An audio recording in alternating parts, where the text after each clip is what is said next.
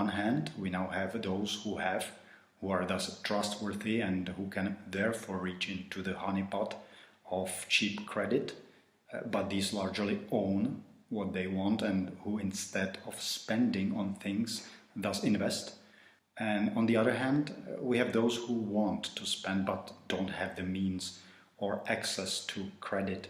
The latter group, those who belong among the have-nots, represent a potential loss unless we unlock and utilize alternative dimensions of the monetary universe in which the mainstream's spreadsheet no longer decides about the individual.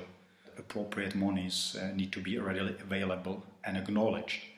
And this requires a widespread ontological shift, if you will, from trust in the monopoly of national currencies to a world of democratized monetary affairs.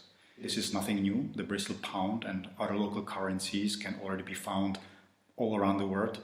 Corporate money, like air miles, is part of a system that still pretends that national currencies are the only legal tender.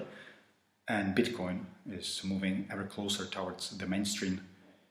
What is new, what I'm advocating, is not just acceptance of, but adoration for this state of affairs by gatekeepers, by politicians, central bankers, and corporate world alike.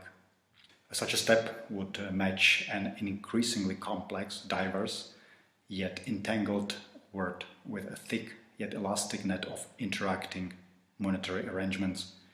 These would provide for the so-called edge effect seen in nature. One can find the most diversity and the greatest new life forms in the transition zone where two ecological communities meet and influence each other, which is both resilient and dynamic, that we need in a world where one of a few certainties is that while we don't know when the next crisis will come, we know for sure that it will come.